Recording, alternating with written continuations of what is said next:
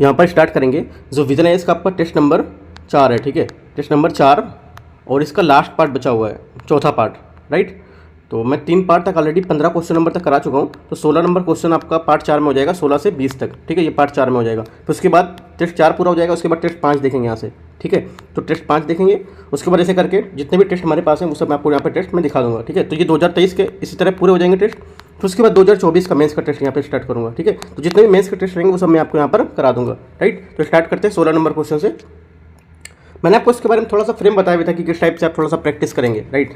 तो फिर से बता देता हूँ दृष्टिकोण। इसने पूछा है वस्तु एवं सेवा कर की मुख्य विशेषताएं जो हैं उस पर प्रकाश डालिए, लागू होने के बाद से इसकी उपलब्धियों और उसके समझ आने वाली चुनौतियों का विवरण दीजिए। तो पहली बात आप क्या लिखेंगे इंट्रोडक्शन या प्रस्तावना में, वस्तु एवं सेवा कर जीएसटी, ठीक है, जीएसटी क्या है, राइट, इसका समुचित परिचय देंगे आप। दूसरी बात में आप लिखेंगे इसमें इसकी मुख्य विशेषताएं क्या हैं, जैसा कि यहाँ पर पूछा है मुख्य विशेषताएं क्या हैं, तो मुख्य विशेषताएं आप यहाँ सेकंड बात पे बताएंगे, ठीक है। तीसरी बात में आप यहाँ पे बताएंगे थर्ड नंबर में जीएसटी से लागू होने के बाद इसकी क्या उपलब्धियां हैं, साथ साथ इनके कुछ संबंधित चिंताएं भी थी, है ना, जैसे कि यहाँ पर पूछा है इनकी क्या उपलब्धियां हैं और कुछ इनकी चुनौतियां हैं, चिंताएं। तो यहाँ पर आपको थर्ड पॉइंट में ये बताना रहेगा। फोर्थ पॉइंट में आप ये सब बताने के बाद इसका निष्कर्ष निकाल देंगे, ठीक है। निष्कर्ष इसका जो ये मतलब रहेगा 1 से 2 लाइन, बहुत ज़्यादा मैक्सिमम 3 लाइन, इससे ऊपर निष्कर्ष आपको नहीं लिखना है, ठीक है। निष्कर्ष देखो बहुत ज़्यादा जितना भी कोई भी क्वेश्चन हो, निष्कर्ष 3 लाइन से ऊपर नहीं लिखना है। और आपका जो प्रस्तावना है, इंट्रोडक्शन है, अगर कोई अच्छा क्वेश्चन है तो उसमें हो सकता है 4 से 5 लाइन हो जाए, लेकिन 2 से 3 लाइन आपका प्रस्तावना में भी नहीं रहना चाहिए, ठीक है। स्टार्ट करते हैं। उत्तर आप कैसे लिखेंगे, वस्तु एवं सेवा कर जीएसटी, जीएसटी क्या है, जीएसटी एक अप्रत्यक्ष कर है, पहले तो ये लिखेंगे, ठीक है। जीएसटी क्या है, अप्रत्यक्ष कर है। इसे 1 जुलाई, ठीक है, 1 जुलाई 2017, ठीक है, 2017, 1 जुलाई 2017 से भारत में कई जो अप्रत्यक्ष कर हैं उनके जैसे उत्पाद हैं, उत्पाद शुल्क है जैसे, ठीक है, वैट है, सेवा कर है इत्यादि को यहाँ पर क्या प्रस्तापित करते हुए लागू किया गया था इसको, राइट। इसे वस्तुओं और सेवाओं पर लगाया जाता है। ये एक गंतव्य आधारित कर है जिसे प्रत्येक मूल्यवर्धक पर आरोपित किया जाता है। इतनी बात आप यहाँ पर बताएंगे, ठीक है। ज़्यादा बात आपको जीएसटी नहीं बताना है क्योंकि आपका इंट्रोडक्शन है यहाँ पर, ठीक है, सिर्फ इसके बारे में बताना है। अगला आप लिखेंगे यहाँ पे मेन बॉडी में आएंगे, जो मेन बॉडी हेडिंग नहीं डालना है, सिर्फ मेन यहाँ पे प्रस्तावना लिखने के बाद थोड़ी सी लाइन छोड़ के लिखेंगे आप, हेडिंग डालेंगे जीएसटी की मुख्य विशेषताएं। देखो आप प्रस्तावना लिखने के बाद आप जो अगला पॉइंट आता है लिखने के लिए पूरा पेज भरना होता है, अगर वहाँ पे आप हेडिंग से ही स्टार्ट किए तो ज़्यादा अच्छा रहेगा। मैं पहले भी वीडियो में बता चुका हूँ आपको, ठीक है, जो हेडिंग से स्टार्ट करेंगे काफ़ी अच्छा रहेगा वहाँ, ठीक है। तो इसमें हेडिंग क्या डालेंगे आप, जीएसटी की मुख्य विशेषताएं, जैसा कि यहाँ पर पूछा था, ठीक है। कुछ अलग से हेडिंग नहीं डालना है, सब क्वेश्चन में लिखा होता है, ठीक है। तो आप लिखेंगे जीएसटी की मुख्य विशेषताएं क्या है, तो इसमें लिखेंगे पॉइंट वस्तुओं के विनिर्माण अथवा बिक्री या सेवाओं से जो प्रावधान है उस पर देय कराधानों की तुलना में जीएसटी वस्तुओं या सेवाओं की प्रदाय सप्लाई पर लागू होता है, ठीक है। सेकंड बात में लिखेंगे जीएसटी मूल आधारित कराधान के सिद्धांत के विपरीत गंतव्य आधारित उपभोग कराधान के सिद्धांत पर आधारित होता है, राइट। इसी में थर्ड पॉइंट आप लिखेंगे। तीसरे पॉइंट में लिखेंगे भारत में दोहरी जीएसटी प्रणाली अपनाई गई है जिसे केंद्र और राज्य एक साथ समान आधार पर कर लगाते हैं, ठीक है। केंद्र द्वारा लगाए गए जीएसटी को CGST बोलते हैं, ठीक है, और जो राज्य द्वारा लगाए गए जीएसटी को SGST बोलते हैं, राइट। चौथे पॉइंट में बोलेंगे आप वस्तुओं और सेवाओं के अंतर्राज्यीय प्रदाय, ठीक है, जो अंतर्राज्यीय प्रदाय हैं इन पर समेकित जीएसटी IGST लगाया जाता है, राइट। इसे भारत सरकार द्वारा उद्गृहित या संग्रहित किया जाता है, राइट। इसके अतिरिक्त ऐसे कर को संघ और राज्यों के बीच इस प्रकार से विभाजित किया जाता है जैसे कि जो संसद में जो जीएसटी है उसकी परिषद की सिफारिश के कानून के बराबर यहाँ पर इसको निर्धारित करते हैं, ठीक है, ये आपको लिखना है। उसके बाद क्या लिखेंगे, नेक्स्ट पॉइंट में लिखेंगे, अगले पॉइंट में लिखेंगे यहाँ पर वस्तुओं या सेवाओं के आयात या अंतर्राज्यीय आपूर्ति के रूप में इनको माना जाएगा और ये उपयुक्त सीमा शुल्क के अलावा IGST के अधीन होगा, ठीक है। एक लाइन छोड़ के लिखेंगे आप वर्ष 2017, ठीक है, वर्ष 2017 में लागू किए जाने के बाद जीएसटी से निम्नलिखित उपलब्धि हासिल की हैं। क्या क्या हासिल किए हैं वहाँ से आप पॉइंट डाल के लिखेंगे। पहला पॉइंट यहाँ पे लिखेंगे आप जो निम्नलिखित उपलब्धि हासिल की है उसमें लिखेंगे पहला पॉइंट भारत में कराधार में वृद्धि हुई है। ये हेडिंग डालेंगे, थोड़ी सी हेडिंग डालेंगे तो अच्छा लगता है देखने में, ठीक है। नहीं भी डालेंगे तो भी चल जाएगा, बट हेडिंग से स्टार्ट करेंगे इसको पॉइंट को तो अच्छा रहेगा। भारत के कराधान में वृद्धि हुई है तो इसके अंतर्गत लिखेंगे पिछले 4 वर्षों में 2017 से 21 में करदाताओं के आधार पर 66.25, ठीक है, 66.25 लाख से लगभग दो गुना होकर 1.28 करोड़ रुपए हो गया है, ठीक है। सेकंड हेडिंग में लिखेंगे इसी में अनुपालन संबंधी सुगमता, इससे अप्रत्यक्ष कर संबंधी अनुपालन में दक्षता आई है। साथ ही इसमें क्या है, उन अप्रत्यक्ष करों की जो प्राधिकरण है उसमें भी कमी आई है जिनमें क्या व्यवसायियों के संपर्क करने की आवश्यकता पड़ती थी। ठीक है, तीसरा पॉइंट लिखेंगे आप, लॉजिस्टिक दक्षता में वृद्धि हुई है। एक अनुमान के अनुसार एंट्री या प्रवेश कर, जांच चौकियां, ठीक है, अंतर्राज्यीय व्यापार में बाधाएं, इनको समाप्त करके एक राष्ट्रव्यापी ई वे बिल व्यवस्था का क्रियान्वयन करके 50% से अधिक लॉजिस्टिक जो संबंधी कार्य हैं माल आवाजाही के समय, इनको भी यहाँ पर कम किया गया है। राइट, अगला चौथा पॉइंट लिखेंगे। चौथा पॉइंट यहाँ से रहेगा आपका, लेन देन की लागत में कमी आई है। जो लेन देन की लागत थी उसमें कमी आई है। सभी अंतर्राज्यीय लेन देन 2% अतिरिक्त लागत या जो केंद्रीय बिक्री कर होता है उसको समाप्त करके जीएसटी समग्र लेन देन से लागत को कम कर दिया है। ठीक है, अगला क्या होगा, देखो पहले लेन देन के लिए बहुत सारा टैक्स, वैट लगता था और भी आपका टैक्स थे, स्टेट का वैट लगता था, ठीक है, और सेल टैक्स भी लगता था, काफ़ी टैक्स यहाँ पर लगता था, तो आपका सिर्फ जीएसटी लगता है। ठीक है, तो अगला पॉइंट है आपका, पारदर्शिता में वृद्धि हुई है। ठीक है, जो पारदर्शिता में वृद्धि हुई है, करदाताओं द्वारा जीएसटी संबंध में किए गए अनुपालन की निगरानी जीएसटी पोर्टल के माध्यम से की जा सकती है। साथ ही वे किसी भी व्यवसाय के बारे में संबंधित खाता संख्या, ठीक है, संबंधित स्थायी खाता संख्या पैन जिसको बोलते हैं, या माल वस्तु सेवा कर की पहचान संख्या, आपका जीएसटी जो नंबर होता है उसके माध्यम से आधारभूत जानकारी यहाँ पर प्राप्त कर सकते हैं, जिससे व्यवस्था में पारदर्शिता बढ़ी हुई है। राइट, ये आप यहाँ पर इसको पॉइंट को दिखा देंगे। इसके बाद लिखेंगे, हालांकि कई चुनौतियाँ भी विद्यमान है यहाँ पर जिसके समाधान की आवश्यकता है। चुनौतियाँ बता दें क्या क्या चुनौतियाँ हैं, इसको भी हेडिंग में बता देंगे आप। जीएसटी संग्रह के बारे में आवश्यकता से अधिक अनुमान। राइट, जीएसटी संग्रह के बारे में आवश्यकता से अधिक अनुमान, तो प्रारंभ के वर्षों में सरकार ने जीएसटी का अधिक अनुमान लगाया था जिसे प्राप्त नहीं किया जा सका है, इसलिए इसके संबंध में विफल कराधान की भावना उत्पन्न हुई है। ठीक है, अगला क्या पॉइंट लेगा, तो दूसरा पॉइंट रहेगा, जटिल कर स्लैब, जो हमारा टैक्स का स्लैब दर है वो कठिन है। ठीक है, कौन कौन सा है, तो जटिल कर स्लैब संरचना और इसके माध्यम से लगातार परिवर्तन होते रहते हैं। ठीक है, इसकी बैठक होती रहती है। अनुपालन संबंधी जो प्रणाली है उसमें अवांछित श्रम जो है उत्पन्न होता है। ठीक है, इसके जो अतिरिक्त कर हैं उनकी दर को अस्थिरता से प्रायः अनैतिक जो मुनाफाखोरी है संबंधी प्रथाएं, उनका क्या मार्ग प्रशस्त हुआ है। ठीक है, जो यहाँ पर देखो टैक्स की जो स्लैब दर है ये क्या स्थिर नहीं है, अस्थिर है। ठीक है, इनको चेंज भी किया जा सकता है। राइट, अगला पॉइंट लिखेंगे, जटिल एवं बोझिल फाइलिंग संरचना, इसमें लिखेंगे, वर्तमान में जीएसटी रिटर्न फाइलिंग प्रणाली करदाताओं पर अत्यधिक भार आरोपित करती है। वैध कर चालान जैसे डेबिट है ना, डेबिट नोट प्राप्तकर्ता द्वारा वस्तु सेवा कर की जो वास्तविक खरीद है ना, उसकी संबंधी जो अनिवार्यता है वो इस व्यवस्था को जटिल बनाती है। अपने से कुछ पॉइंट भी ऐड कर देंगे क्यों जटिल है। ठीक है, जैसा कि आपको लगता होगा यहाँ, तो वो भी पॉइंट आप लिख सकते हैं। कर चोरी और संबंधित धोखाधड़ी, मेन पॉइंट तो यही है आपका। कपटपूर्ण जो आपका चालान है, नकली ई वे बिल है, ठीक है, आदि का उपयोग यहाँ पर बहुत लोग इस पर चोरी करने लगे इसको बना के। तो क्या कर संबंधित धोखाधड़ी से राजस्व क्या संग्रह में भारी नुकसान हुआ है, लगभग कितना 40,000 करोड़ रुपए का नुकसान हुआ है यहाँ पर। ठीक है, ये भी आप राशि दिखा सकते हैं।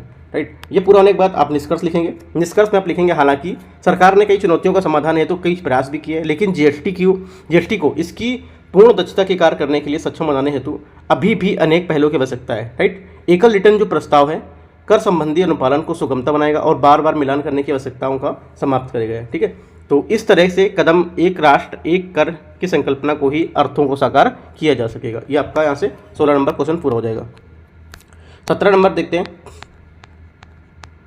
17 नंबर क्वेश्चन है, यद्यपि भूमि अभिलेखों का डिजिटलीकरण एक सकारात्मक कदम है, तथापि उसमें कुछ ऐसी चुनौतियां भी विद्यमान हैं जिनका समाधान किए जाने की आवश्यकता, चर्चा कीजिए। ठीक है, दृष्टिकोण में क्या रहेगा, देखते हैं दृष्टिकोण क्या रहेगा।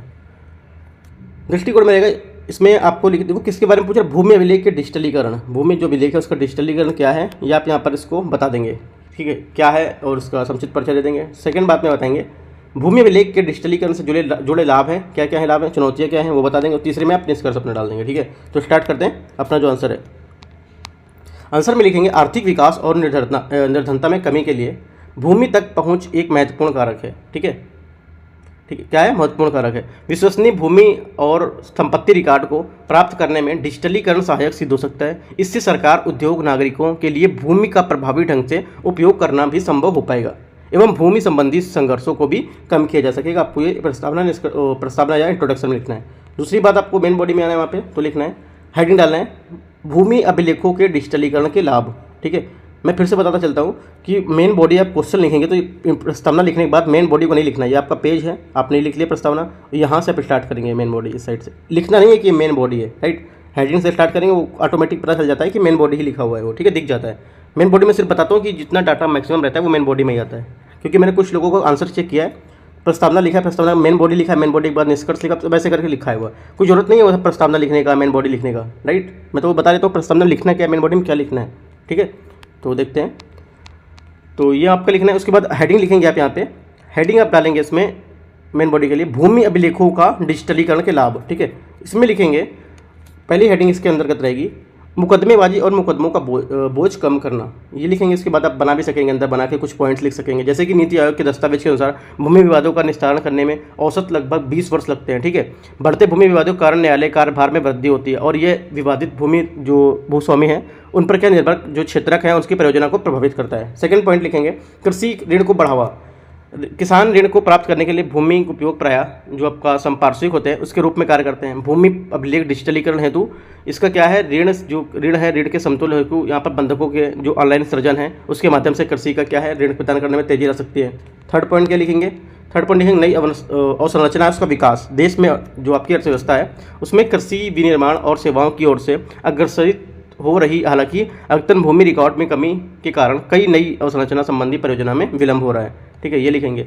अगला क्या है, शहरीकरण में आवास, शहरीकरण है उसका शहरीकरण और आवास, ठीक है। झुग्गी झोपड़ियों में रहने वाले कई यहाँ पर क्या है स्पष्ट जो भूस्वामित्व हैं उनका मालिकाना हक अधिकार क्या है प्राप्त नहीं होता है उनको, राइट। इसके अतिरिक्त क्या उन्हें कुछ मतलब चूंकि ये लोग क्या होते हैं अनधिकृत बस्तियों में निवास करते हैं, ठीक है, इसलिए इन्हें बुनियादी सेवाएं यहाँ पर प्रदान करना शहरी जो निकाय हैं उनके लिए कठिन हो जाता है, राइट। अगला क्या लिखेंगे आपका नेक्स्ट पॉइंट है, नेक्स्ट पॉइंट डालेंगे बेनामी लेन देन की जांच संभव हो पाती है, क्यों, क्योंकि जो स्पष्ट स्वामित्व और गैर जो अद्यतन भूमि रिकॉर्ड है उनके कारण संपत्ति को लेन देन गैर पारदर्शी तरीके से संभव होता है। वर्ष 2015 में वित्तीय मामले में स्थायी समिति ने पाया कि बेनामी जो लेन देन माध्यम था उसने काले धन के सृजन को भूमि अभिलेखों के डिजिटलीकरण के लिए यहाँ पर इसको समाप्त किया था, ठीक है। तो ये पॉइंट आप लिखेंगे। उसके बाद लिखेंगे भूमि अभिलेख के डिजिटलीकरण के समझ आने वाली चुनौतियाँ, ठीक है।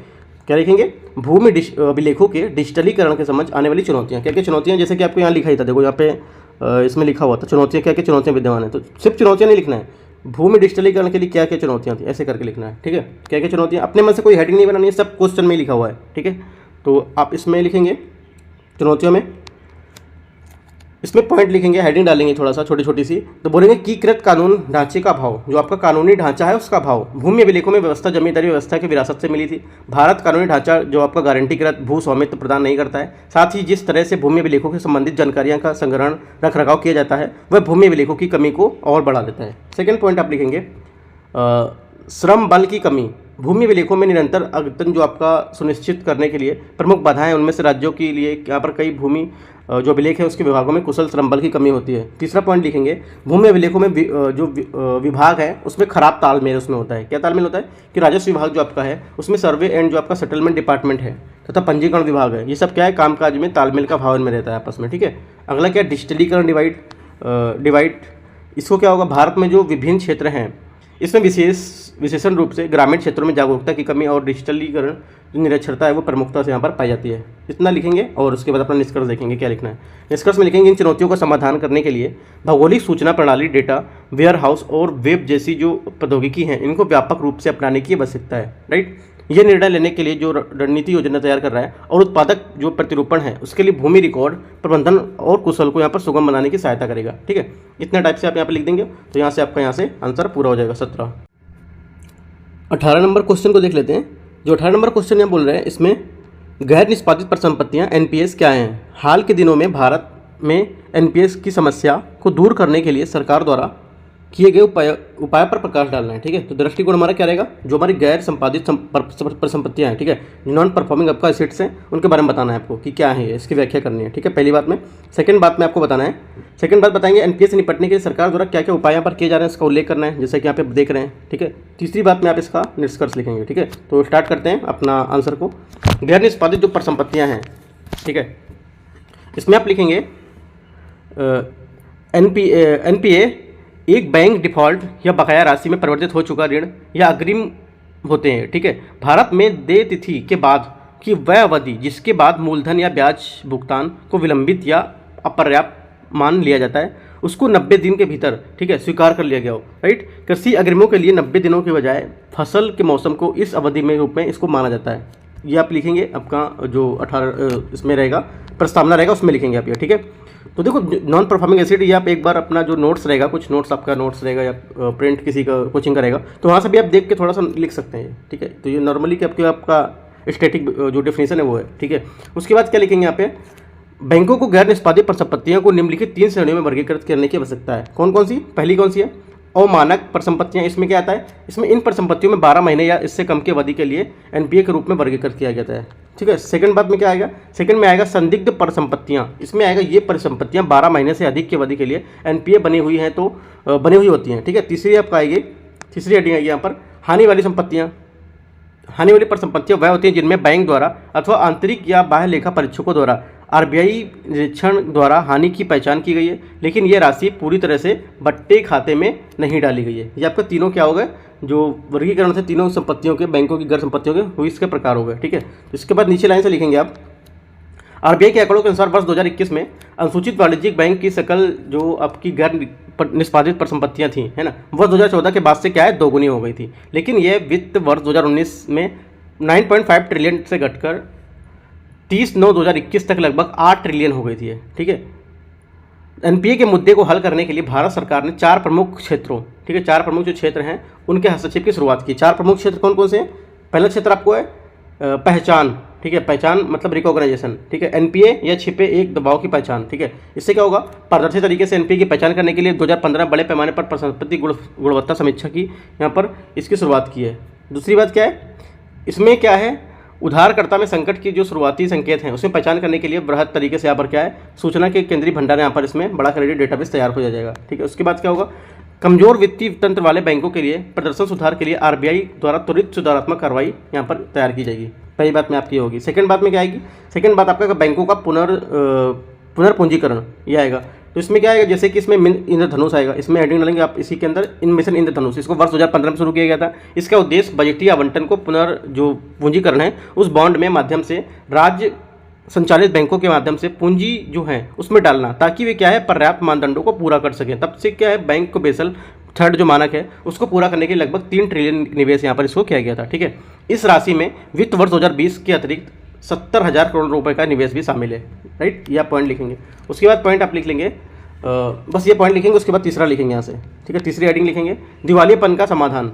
मैंने आपको बताया 4 पार्ट है, तो दिवालियेपन का तीसरा है दिवालियेपन का समाधान। ठीक है। दिवालियेपन और शोधन अक्षमता संहिता आईबीसी को वर्ष 2016 में दिवालिया खातों के लिए 180 दिनों की समय वसूली प्रक्रिया प्रदान करने के लिए अधिनियम किया गया था। ठीक है। पहला हो गया। दूसरा क्या है?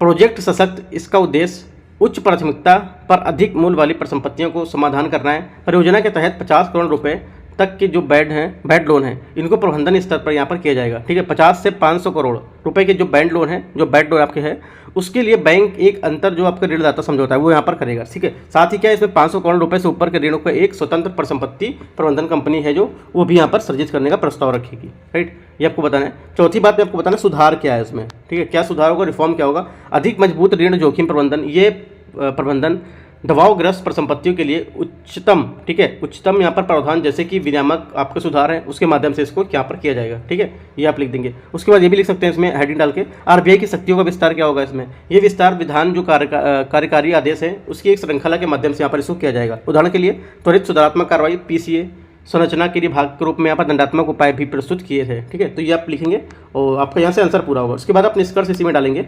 निष्कर्ष में आपको क्या डालना है इसको देख लेते हैं। निष्कर्ष में लिखेंगे एनपीए की समस्या के समाधान का व्यापक आधार समग्र बैंकिंग सुधारों के लिए उत्प्रेरक का कार्य करता है। ठीक है। एनपीए को बढ़ता स्तर वित्तीय जो आपकी प्रणाली है उससे बेहतर समग्र जो व्यवस्था है या इसकी निगरानी करने के लिए और प्रगति के एक जो उपयुक्त सूचक है उसके रूप में इसको तैयार कर सकता है। राइट। तो यहाँ से अपना आंसर इसको 18 का पूरा हो जाएगा। ठीक है। अगला देखते हैं 19 नंबर क्वेश्चन। ये थोड़ा सा इकोनॉमिक है, थोड़ा सा टफ होता है। तो आप लैंग्वेज के बेस पे अगर पकड़ेंगे, लैंग्वेज बेस पे क्वेश्चन करेंगे तो काफ़ी ज़्यादा यहाँ पर सॉल्व करते जाएंगे क्वेश्चन। ठीक है। टफ अगर मानेंगे तो टफ सबके लिए है, वो इकोनॉमिक सबको टफ लगता है यहाँ। राइट। अगला क्या है 19 नंबर क्वेश्चन, स्थिरीकरण या आपका स्टरलाइजेशन से आप क्या समझते हैं? आरबीआई बाह्य जो आघात है उससे विरुद्ध मुद्रा आपूर्ति को कैसे स्थिर करता है आपको ये बताना है। तो दृष्टिकोण देखेंगे, दृष्टिकोण क्या रहेगा इसमें? दृष्टिकोण में आप लिखेंगे इसमें आरबीआई द्वारा स्थिरीकरण है उसके बारे में बताएंगे। आरबीआई द्वारा जो स्थिरीकरण है आपका क्या समझते हैं इससे बताएंगे आप। ठीक है। दूसरी बात बताएंगे, इसमें चर्चा कर देंगे कि आरबीआई जो बाह्य आघात है उसके विरुद्ध मुद्रा जो आपूर्ति है कैसे स्थिर करता है, जैसे कि यहाँ पर पूछा है कैसे स्थिर करता है, यही आपको दूसरी बात में बता देना है। ठीक है। थर्ड पॉइंट में आप अपना निष्कर्ष डालेंगे। तो स्टार्ट करते हैं। इसमें आप देखो लिखेंगे आंसर में अपना स्थिरीकरण पहले बताएंगे क्या है, ठीक है। जैसा कि आपको मैंने बताया था कि जो आरबीआई द्वारा स्थिरीकरण संक्षेप में बताने क्या है, तो स्थिरीकरण में लिखेंगे आप मौद्रिक कार्रवाई का एक रूप है जिसमें केंद्रीय बैंक मुद्रा आपूर्ति पर पूंजी के अंतर्वाह और बहिर्वाह के जो प्रभाव हैं, ठीक है, उनको क्या सीमित या उन्हें प्रभावहीन करने का प्रयास करता है, ठीक है। उदाहरण के लिए एक अमेरिकी डॉलर खरीद में 70 रुपये लगते हैं, ठीक है, अभी एग्जांपल दे रहा हूँ। और आरबीआई जो आपका विनिमय दर है उसको वर्तमान स्तर बढ़ने से रोकना चाहता है। तो इससे क्या है, अपने जो विदेशी मुद्रा भंडार डॉलर में है विक्रय करना होगा, क्योंकि चूंकि हमारा क्या है डॉलर में रुपए द्वारा खरीदे जाएंगे, इसलिए क्या प्रचलन की जो रुपए की आपूर्ति है वो क्या होगी, कम हो जाएगी। तो डॉलर से खरीदेंगे तो जाहिर है कि रुपए की आपूर्ति कम हो जाएगी, ठीक है, तथा डॉलर की जो आपूर्ति वो बढ़ जाएगी, ठीक है। इस प्रकार डॉलर का मूल्य रुपए के सापेक्ष यहाँ पर नहीं बढ़ेगा, लेकिन इस कार्रवाई में प्रचलन में जो घरेलू मुद्रा है उसकी मात्रा में कम हो जाएगी, ठीक है। तो ये आप जितना पॉइंट लिखने की जरूरत नहीं है, जो मैंने आपको बताया ऊपर उतना ही लिख सकते हैं। एक कुछ थोड़ा सा पॉइंट डाल सकते हैं आपकी अमेरिकी डॉलर भी इतना है, अगर इतना ज़्यादा उसको यूज़ करेंगे तो आपको जो रुपए की कीमत है उसमें प्रभावित होगा वो, ठीक है। तो ये सब आप यहाँ लिख सकते हैं। उसके बाद यहाँ से नीचे हेडिंग लिखेंगे आप खुला बाजार परिसंचालन, ठीक है, ये खुला बाजार परिचालन लिख सकते हैं, ठीक है। ये आरबीआई द्वारा उपयोग किए जाने वाला स्थिरीकरण का मुख्य साधन है। इसके द्वारा प्रणाली प्रतिभूतियों की एक मुश्त बिक्री के माध्यम से अतिरिक्त तरलता को अवशोषित किया जाता है, ठीक है। सेकंड पॉइंट इसी में लिखेंगे बाजार स्थिरीकरण योजना। इस योजना के तहत आरबीआई अर्थव्यवस्था में अतिरिक्त तरलता को वापस लेने के लिए बाजार स्थिरीकरण बॉन्ड जारी करता है। रुपए में बॉन्ड का मूल्य सरकार के शुद्ध जो आरबीआई है उसके ऋण में माना जाता है, ठीक है। ऐसा इसलिए क्योंकि आपका जो बाजार स्थिरीकरण है उससे प्राप्त आय सरकार के पास नहीं जाएगी, ठीक है। हालांकि यह बॉन्ड सरकार द्वारा ही प्रदान किया जाता है। बाजार स्थिरीकरण योजना से प्राप्त आय को एक अलग पहचान योग्य नगद खाते में यहाँ पर इसमें रखा जाता है, ठीक है। निधि जो आपका केवल इस बाजार स्थिरीकरण है उसके तहत जारी किए गए ट्रेजरी बिल दिनांकित प्रतिभूतियों के मोचन के लिए विनियोजित की जाती है, राइट। बाजार स्थिरीकरण योजना जो है प्रतिभूतियों के लिए ब्याज भुगतान मूल्य की स्थिरता सुनिश्चित करने के लिए, बजटीय बोझ को दर्शाने के लिए, साथ ही यहाँ पर क्या है इसे स्थिरीकरण की वहन है उसमें लागत में इसके रूप में जाना जाता है इसको, ठीक है। इतना लिखेंगे। अगला पॉइंट आप लिखेंगे हेडिंग में भारतीय रिजर्व बैंक के पास भारत सरकार का अधिशेष।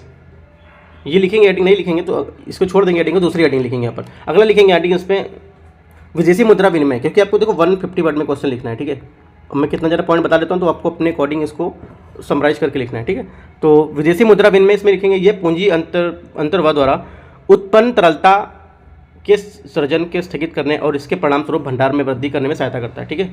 उदाहरण के लिए आपका जो रिसर्जेंट इंडिया बॉन्ड है RIB, इसके पुनर्भुगतान को पूरा करने के लिए वायदा खरीद या दायित्वों को निर्धारित करता है, राइट। ये आप यहाँ पर लिखेंगे। उसके बाद क्या है यहाँ पे आप इसका पूरा हो जाएगा। उसके बाद अपने यहाँ पे निष्कर्ष डाल देंगे। निष्कर्ष में क्या लिखेंगे,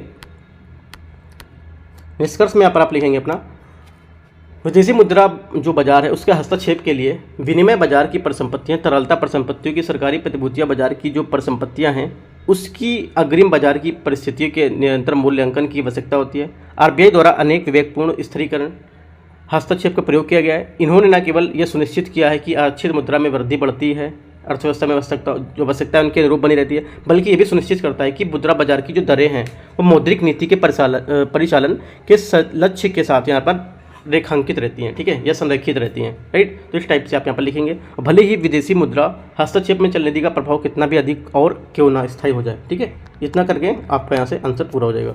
अगला क्या है 20 नंबर क्वेश्चन, लास्ट क्वेश्चन रहेगा ये। उसके बाद मैं अपना टेस्ट 5 स्टार्ट करूँगा, ठीक है। 4 टेस्ट ऑलरेडी हो जाएंगे यहाँ से। क्वेश्चन है राजकोषीय उत्तरदायित्व और बजट प्रबंधन अधिनियम 2003 FRBM के उद्देश्य क्या है, इसकी प्रमुख विशेषताएं क्या है, ठीक है। तो ये देखो अक्सर न्यूज़ में रहता है, तो यहाँ से आप करंट के पॉइंट भी डाल सकते हैं काफ़ी, है ना। तो देखते हैं क्या है दृष्टिकोण क्या रहेगा।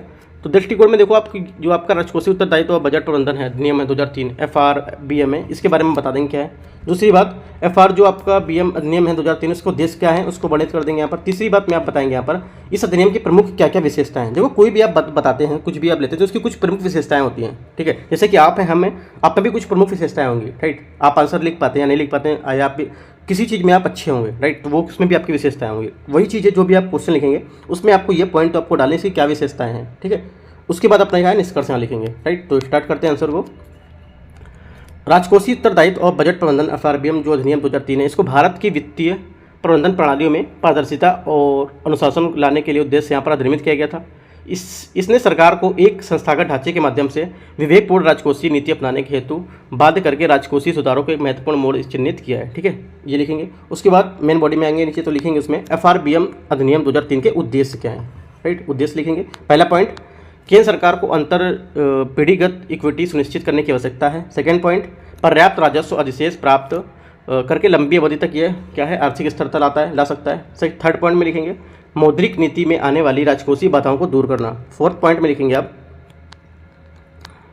घाटे और उधार को सीमित करके प्रभावी ऋण है उसको प्रबंधन करना। ठीक है, पांचवा पॉइंट में लिखेंगे भारत में मुद्रास्फीति से निपटने के लिए आरबीआई को लचीलापन यहाँ पर प्रदान करना। ठीक है, छठा पॉइंट लिखेंगे वर्षों में भारत के ऋण का अधिक न्यायसंगत वितरण शुरू करना। ठीक है, अगला हेडिंग यहाँ पर डालेंगे, मेन हेडिंग जो रहेगी एफआरबीएम अधिनियम में निम्नलिखित प्रमुख विशेषताएं। क्या क्या विशेषताएं ये डालेंगे, विशेषताएं लिखेंगे, इसमें पॉइंट डाल के आप लिखेंगे अधिनियम केंद्र सरकार को राजकोषीय घाटे और राजस्व घाटे को कम करने के लिए उचित उपाय अपनाने और आदेश देने के लिए यहाँ पर, ताकि मूल्य क्या है, मूल रूप से वर्ष 2009 तक राजस्व घाटे को समाप्त किया जा सके। ठीक है, और उसके बाद पर्याप्त राजस्व अधिशेष का निर्माण किया जा सके। सेकंड पॉइंट आप लिखेंगे इसी में, यदि कर राजस्व के माध्यम से राजकोषीय और राजस्व घाटे को कम नहीं किया जाता है तो आवश्यक समायोजन व्यय में कमी आएगी। ठीक है, कमी और उपाय को अपनाना होगा। अगला क्या पॉइंट होगा, वास्तविक घाटा केवल राष्ट्रीय सुरक्षा या प्राकृतिक आपदा के आधार पर या केंद्र सरकार द्वारा निर्दिष्ट ऐसे असाधारण आधारों पर निर्दिष्ट लक्ष्यों से अधिक हो सकता है। ठीक है, ये पॉइंट लिखेंगे। अगला पॉइंट लिखेंगे केंद्र सरकार नगद प्राप्तियों पर जो आपका संवितरण है उसको अस्थायी आधिक्य को पूरा करने के लिए अग्रिमों को छोड़कर आरबीआई से उधार नहीं लेगी। अगला पॉइंट है आरबीआई को वर्ष 2006 से 7 में केंद्र सरकार द्वारा जारी प्रतिभूतियों के प्राथमिक जो निर्गम है उसमें व्यय नहीं करना चाहिए। ठीक है, अगला पॉइंट रहेगा राजकोषीय परिचालन जो है उसमें अधिक पारदर्शिता सुनिश्चित करने के लिए उपाय किए जाने चाहिए। राइट, नेक्स्ट पॉइंट रहेगा केंद्र सरकार संसद के दोनों सदनों के समक्ष 3 विवरण रखेगी। ठीक है, कौन कौन से विवरण, पहला आपका होगा मध्यावधि राजकोषीय नीति विवरण, दूसरा आपका होगा राजकोषीय नीति युक्ति विवरण, तीसरा आपका होगा वार्षिक वित्तीय विवरण के साथ जो आपको बृहत आर्थिक रूपरेखा विवरण है वो, ये तीनों विवरण आपका केंद्र सरकार रखेगी संसद के समय। ठीक है, दोनों सदनों में। अगला क्या है, इसी में देखो इसको लेके ही आप अपना निष्कर्ष लिख देंगे। ठीक है, आपके क्या निष्कर्ष है, आपका यहाँ से आंसर पूरा होता है और निष्कर्ष अपना लिखेंगे आप। निष्कर्ष में लिखेंगे इन लक्ष्यों को कई बार टाला गया है। एन.के. समिति है ना, एन.के. सिंह समिति द्वारा वर्ष 2016 में अधिनियम की समीक्षा की गई थी। ठीक है, समिति ने ऋण को जीडीपी के अनुपात में लक्षित करने और इसे 2023 तक 60% मतलब 60% में आपका 40% केंद्र और 20% राज्य, इसके लिए लाने का सुझाव दिया था। इसने वर्ष 2023 तक राजकोषीय घाटे को 3.5% और वर्ष 2017 में 3.5% था और 2.5% तक यहाँ पर करने की सिफारिश की गई थी इसमें। राइट, तो ये क्या है, ये एक आपका परिसंपत्ति समायोजित करने के लिए एक एस्केप क्लॉज के साथ ही राजकोषीय सीमा का समर्थन करता है। राइट, ये आप नहीं लिखेंगे तो भी यहाँ से लिख देंगे कि इतना इतना करने की यहाँ पर सिफारिश की गई थी, इतनी बात आप यहाँ पर बता देंगे। ठीक है, तो यहाँ से आपका आंसर क्या है, पूरा हो जाएगा। ठीक है, तो 20 नंबर क्वेश्चन भी आपका यहाँ से आंसर पूरा हो गया। अब बचा क्या है आपका टेस्ट नंबर 5। ठीक है, टेस्ट 5 जो है वो मैं देखेंगे कल टेस्ट 5। तो इसको स्टार्ट करते हैं, देखते हैं क्या यहाँ पर रहेगा। तो मैं आपको कल ही अपलोड करूँगा टेस्ट 5, क्योंकि अभी हमारे पास इसमें नहीं है।